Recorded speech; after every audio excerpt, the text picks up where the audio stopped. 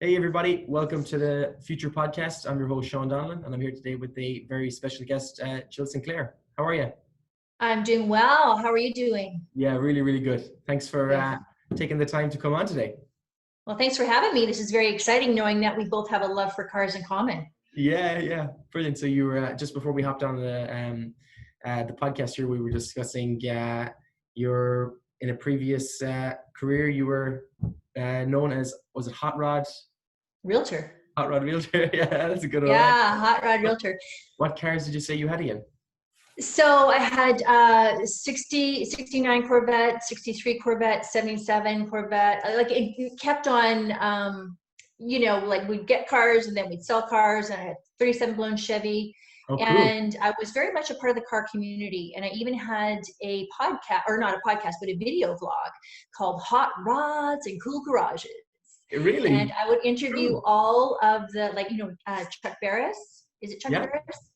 Barris? Gene Winfield, like all the old car guys, like the Batmobile guys, Chip, what was his name? Anyways, it was a lot of fun, and I got to meet a lot of really cool people. Brilliant. Yeah. It's our careers are kind of crossing over there a little bit. I'm a huge fan of those kind of cars. I don't see, but I haven't seen too many of them in back in Europe. But obviously, it's a really really different scene here now, in North America. So Yeah, if you it's a look big right, culture here. yeah, it is, and it's just like a slice of Americana, And they're made Yeah. here, and they're I love them. I think they're totally out of this world. So how are you holding up? Very well, thank you. Right now, for those who don't know who I am, Jill Sinclair, I'm an executive coach, author, and TED Talk and keynote speaker. So with me, my speaking career, Sean, was just taking off. I was going to go across Canada with Josh Altman from Million Dollar Listing LA. Mm. And I was so excited about it. And my promoter, he's the same promoter as John Travolta's promoter, which is pretty cool. And we were finally coming and pinpointing the dates, and then COVID hit. So that, of course, has been put on hold till 2020. And so for me, as an executive coach, I just have to pivot hugely, big time, like I'm telling my clients to do. And so the biggest thing now is with executive coaching, it's how can I serve? How can I help? How can I uncover the possibilities and the opportunities that no one else is seeing? Because people are scared, they're freaked out, they don't know what to do because no one's gone through this before. So to have another set of eyes to be able to look at this and make different plans for people and make sure that it's sustainable, make sure that their employees are supported, and do the best I can with what I've got. Yeah, it's incredible to see how people are, how they're adapting. People just so resilient, and they thrive. They really are. So a lot of my clients, some of them are in the manufacturing field. And so when this first hit, and the whole concept of the masks and all the other things that you have to think about, how are we going to be sterile, when we're in contact with others? So I got on them right away. So, okay, so you know what, instead of manufacturing your clothes, can you do masks? Can you do gowns? Can you do this? Can you do that? And so they were able to pivot quite quickly and quite early on. Some marketing companies that I have, I said, okay, well, this is what you're going to need to do. You're going to need to step ahead of this and help people with the plexiglass, be that resource for them. Do the signs that are going to be on the floors now, that say stay 6 foot back, and have them branded. Like, be ahead of the curve and provide this for people. Have the face masks with your logo on them for the restaurants, and there's so many ideas that people could definitely pivot with, but they just didn't think because they were in freeze mode, because they were scared. They didn't know what to do. Yeah. Right. So it's all about getting ahead of it and being inventive, because every time something, nothing to this magnitude has happened in my lifetime, but every time, like, 2008, the 9/11, all these things, we had to pivot. We had to change. We had to be on top of it in order to stay and survive in our respective businesses and fields. Yeah. The survival aspect. Yeah. It's interesting that you brought up those other moments. When something like that happens, like a 9/11 or a COVID, there's that initial shock and awe. And it's like everybody just pauses for a second, but then you do see, there's a saying, tough times don't last, but tough people do, You Yeah. do see those people really kind of coming to the top. Absolutely. Yeah. And that's the thing. And as a coach, if you look at, I use a lot of sports analogies. I have a lot of people that are in sports, they do sports extracurricularly. And so they resonate with this. And I always think that, professional athletes, they've got coaches, all kinds of coaches, right? And so why don't the top of the line business people have coaches? And it's my job to take away that stress. It's my job to take away that fear, to take away the uncertainty and say, you know what? I got plan B. You got this new team coming in and they're going to, they're set to crush you. So we have to repivot what our goals have been in the past, and we have to repivot what our new paradigm is going to be. And having clients that are open to that possibility is an absolute must. Like if I would never take on someone who is closed-minded, obviously, and someone who's uncoachable, but they have to look at this and say, you know what, Jill, I don't know what to do. It's in your court. Help us out. Right. And that's the whole thing, is having a new set of eyes that is always looking for opportunities. And it's interesting, when I got into executive coaching, consulting years and years ago, over 10 years ago, that's what we called it back then, and it's just basically consulting is coaching, in a large extent. And it's all about how can you see the opportunities that other people can't? And how can you be excited on a consistent basis? Because I get to helicopter in and I get to help people and solve their problems, and then I get to helicopter back out. It's almost like a business SWAT, if you would, right? And it's so fun because it's exciting for me, it's energizing for me, and I get to change lives on such a massive level. Yeah, that's incredible. Something that you mentioned, closed-minded people. Do you get a lot of I wouldn't think you get too many closed-minded people reaching out for executive coaches. I'd say a lot of people who reach out for that are open-minded. Exactly. But so sometimes what may happen is I may be hired by a CEO or owner of a company, and I'll come in to do deep dives with some of the executives. And sometimes some of those executives may have a closed mind because they think, oh, what does she know? And why is she coming in? And I know it all, and it's like, okay, we're going to have to come to Jesus conversation, because you know what? I was brought in for a reason. There's some things that aren't working. And guess what, Sean? The funny thing is, the people that have a challenge with me are usually the people that are the first to go, because they know that their job is at risk, because they know they're not performing, right? Yes. It's almost like that kid, like if some kid is getting all upset about something and they know they're in the wrong, I'm like, crap, I just got caught with my hand in the cookie jar. I hate this, And so with people that want the best for a company, they should welcome someone from the outside coming in to help them. Like, I'm here to help. I'm here to serve. And when they come on board with, okay, let's do this, because it's all about inclusivity. It's all about working as a team. Using the analogy of a baseball team, you got everyone on in their positions. You've got the pitcher, the catcher, all the basemen. It wouldn't make any sense for the pitcher all of a sudden, oh, you know what? I'm just going to go run out to, left field and try and catch that ball. What the hell would he do that for? He knows his role, or she knows her role, and they stick to it, but they're still teammates. They still know that they each need one another. And when businesses start to realize that, stay in their own lanes, still are there to help one another, but they stay in their own brilliance, is what I love to call it, right? They stay in their brilliance, then everyone wins, and you will have a successful team and a successful business for sure. Brilliant. Yeah, something else that you mentioned, sports athletes don't just have, one coach. They have a coach for everything. They have a coach for mindset, for diet, strength and conditioning, cardio. And then you have people who think they don't need any coaching, in the business world.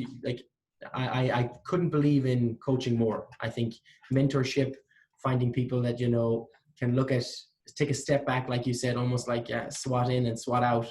They're not emotionally attached to the decisions that you have to make.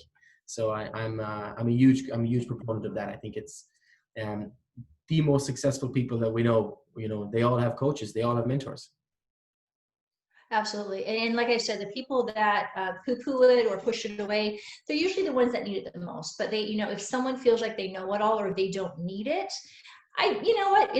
it's their closed mind, and they're the ones that are going to suffer for it. And I just wash my hands of it. I don't bring my emotion into my work at all. Like, I'm a very empathetic, sympathetic, caring individual, but when I shouldn't even use the word but, when I'm in the work situation and helping a business or helping an individual, I'm there to change their life. I'm not there to make a friend. I'm there to confront them so they confront themselves. Because oftentimes you have some people that have been in consulting or coaching, and they just want to massage and they want to, be that yes person and not really push the boundaries. I'm there to change your life. Like, I'm there to completely change your life. I had someone call me quite a while ago, and he turned out to be one of my biggest clients. He called me out of the blue, and he said he wanted me to come and help him in his business with etiquette training. And my first thought was, holy crap, if this guy, the owner of this company, thinks he just needs etiquette training, he's got a whole nother ball coming. So I said, you know what, can I call you back in about 2 hours? I'm just going into a meeting. And in fact, I was at the track about to head out for my run. So I said, I've got an appointment, I'll call you back. I Googled the guy, looked up his business, and then I realized, wow, so if someone thinks they just need etiquette training, look, at their management is lacking. They've probably hired the wrong people. Their leadership, what are their goals and their mission, vision, and values? None of this would be known by the employees if you feel like you've got etiquette problems, right? So I did a deep dive with him on the phone, literally went almost an hour on the phone with him just to really see and uncover. And then I went in with my first proposal, and people that know me, Sean, I went in with my contract in hand, and I came in, had more conversation with him, and turns out I proposed to him that I would do a deep dive with each one of his employees, and then I would tell him what sessions that he needed. And he's like, oh my God, right? Like, Jill, no one's ever asked me these questions before. No one's ever taken the time. Like, you are just thinking so outside of the box. Oh my God, where do I sign? Right? But I could have been that person that said, oh yes, I'll come in and do etiquette training for 1 hour or 2 hours, right? Yeah. But I'm like, no, that's not what you need. Like, you need something different. And the difference between an amazing coach that gets results and someone who doesn't is I will give you what you need, not what you want necessarily, not what you think you want, right? And there's a huge difference. And for people that don't care, they just want to cha-ching, make the money and then move on to the next, like a hit and run situation, right? And so for me, it's all about, no, I'm here to help you and to change your life, to change your business. And you just need to let me do that and trust me. So those are the clients I love to have, and those are the ones that seek me out, because already they know, like with my brand, Hustler Sophisticate, they already know, boom, she's got it, she's in there, she's going to go toe to toe with me, and she will not let me wimp out on anything. She will hold me highly accountable, right? Yeah, accountability is absolutely key. Can you tell us a little bit about your background, how you got into this business coaching, executive coaching? Yeah, so I actually counted during this COVID time. I thought, I'm going to use my brain and make sure I keep it sharp. And so I wrote down literally every job I've ever had in my life. Oh. And I came up with 62. And then about a week ago, I was driving past a place. I'm like, oh, I worked there too. So I got 63 jobs. Now, neither proud nor not proud about it, right? But I've had 63 jobs in my lifetime. And I've realized, like, holy crap, that's a lot of experience. So I got into sales, I think, is where my mind started shifting a little bit, because I started realizing I took sales and marketing at BCIT, and I didn't take the whole course, but I started taking some of that, and I realized, wow, this is pretty cool. I love to understand what the sales cycle is, and how the mind works and how you can influence people, right? And then when I became a realtor, I did very well as hot rod realtor out in the Valley, and I would get in media. I'd got on television, radio, all print ads, and got it for free, really. And so they said, Jill, how are you doing so well with this? So I very organically got into consulting at that time. So this was way back in 2008. And I started consulting, like, on the side and starting to make money off that. I'm like, wow, this is amazing. Like, this is my jam. This is what I'm really, really good at. And this is what gets me up in the morning. This is what just thrills me, is to be able to help other people. And then with the executive coaching came speaking engagements. And it's so funny, Sean, like, even really 3 years ago, I wouldn't have thought that I would be a TED speaker. I wouldn't have thought that I'd be a keynote speaker. It wasn't on my radar at all. And I mean, I used to act when I was in school, up to grade 8, but, I've never really pursued that, and so for me, it was like, wow, this is amazing. But speaking on a stage as an executive coach and a keynote speaker, I'm just reaching more people, right? So I'm able to reach more people, like thousands of people, rather than just the one-on-one. So executive coaching, like I said, it came very organically, and it came through my experiences.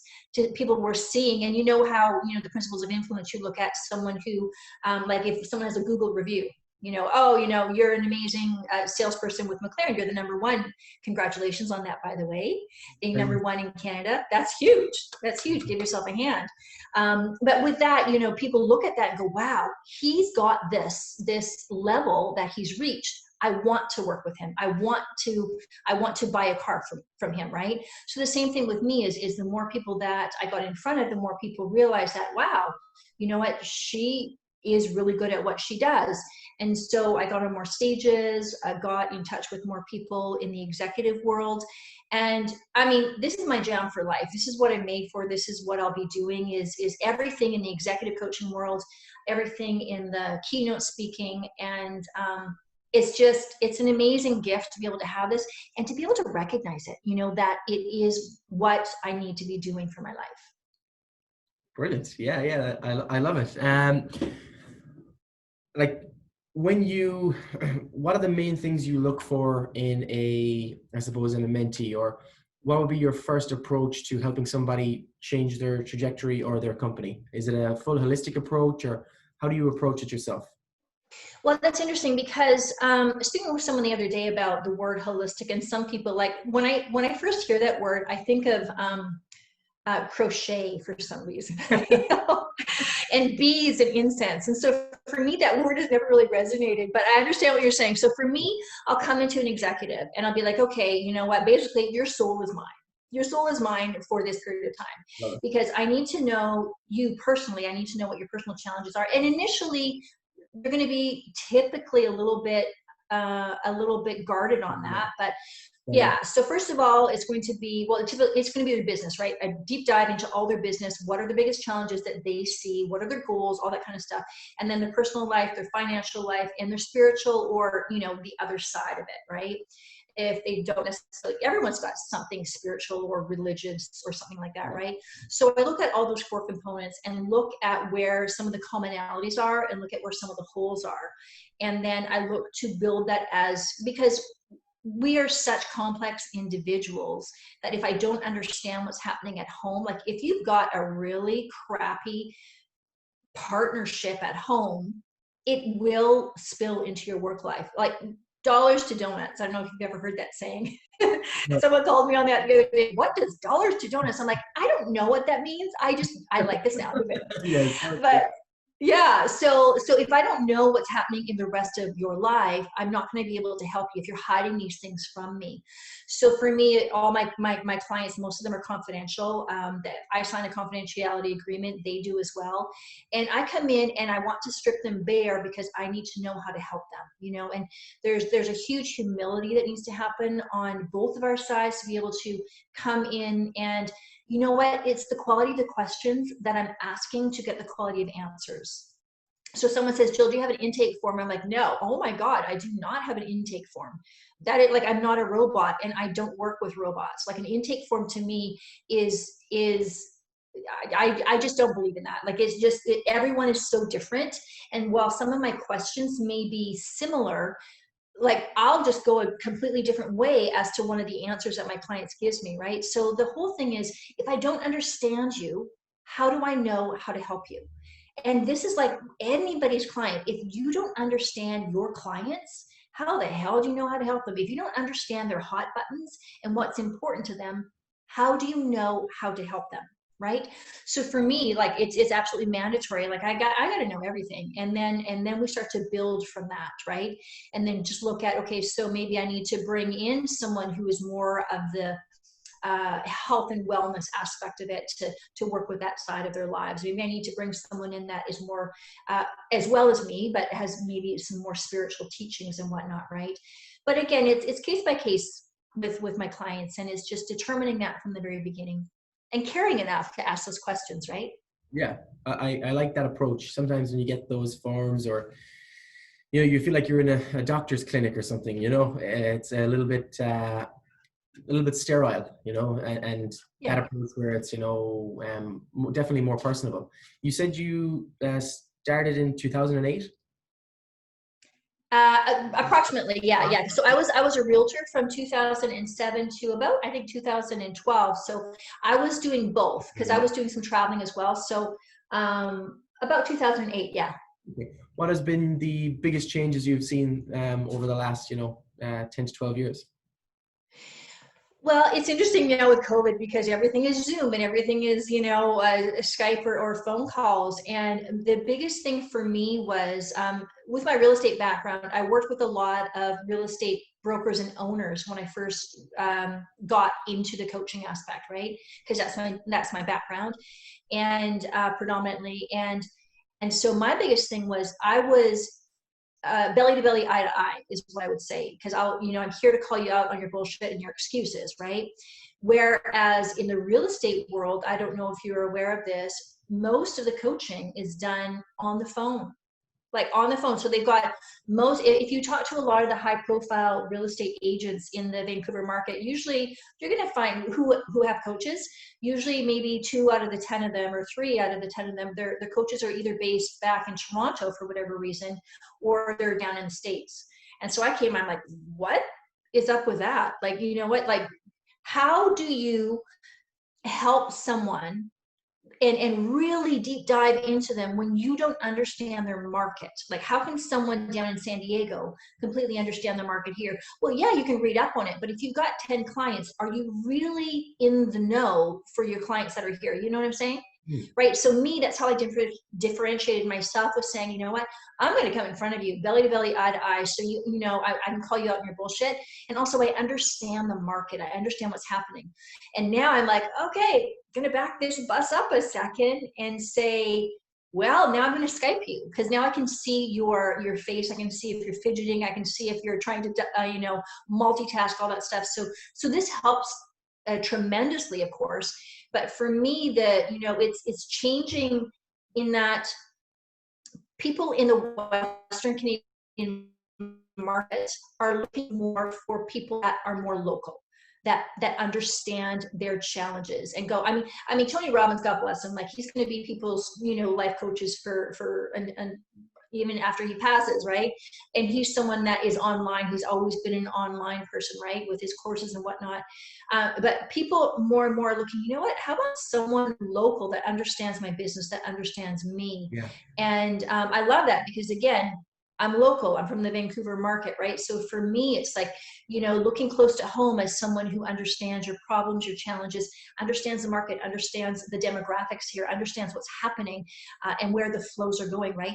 And in regards to speaking, my speaking career, I'm taking that obviously virtually online, and it's just different. How do I truly connect with hundreds and thousands of people like this at one time? Yeah.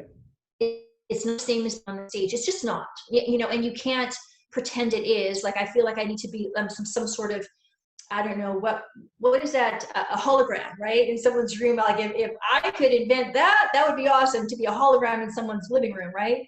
And I guess maybe I should look into that, right? But again, for me, it's interesting because I love being with people. I love being on the stage. I get my energy from that, obviously, right? Like, that's what, singers, speakers, all that kind of stuff. We draw our energy from the people in the audience, and we connect that way, right? So for me, I can still connect this way, but am I able to reach as many people as deeply as I would have been able to, face to face, right? So I'm still working through that. I mean, it's something that we don't know, but I'm having to adapt just like everyone else. It's time to adapt. Yeah, it's time to adapt. If you had to give somebody one piece of advice who was, in a basically just getting started off in their career right now, whatever that career might be, what advice would you give them? Be of service. Be of service 100%. Because when you're there, like, the first thing I say, there's been a lot of LinkedIn connections with me lately. And when I respond to them and connect with them, and like, thank you so much for reaching out to connect.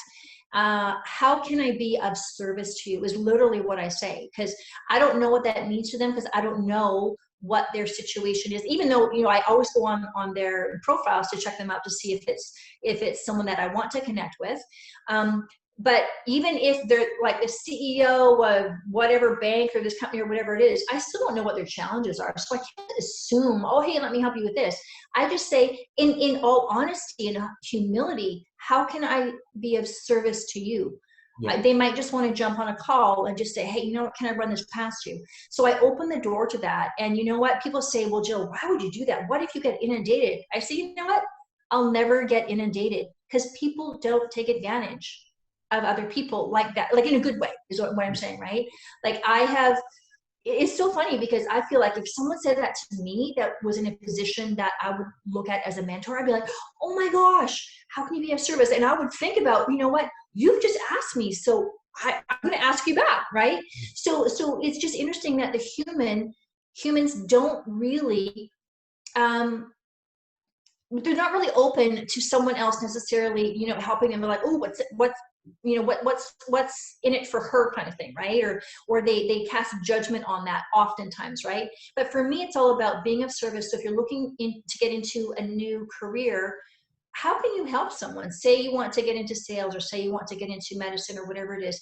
Find someone that you admire in that field and look at, how do you think that you could help them? Do they need someone that maybe their marketing is crappy and you're really good at designing stuff?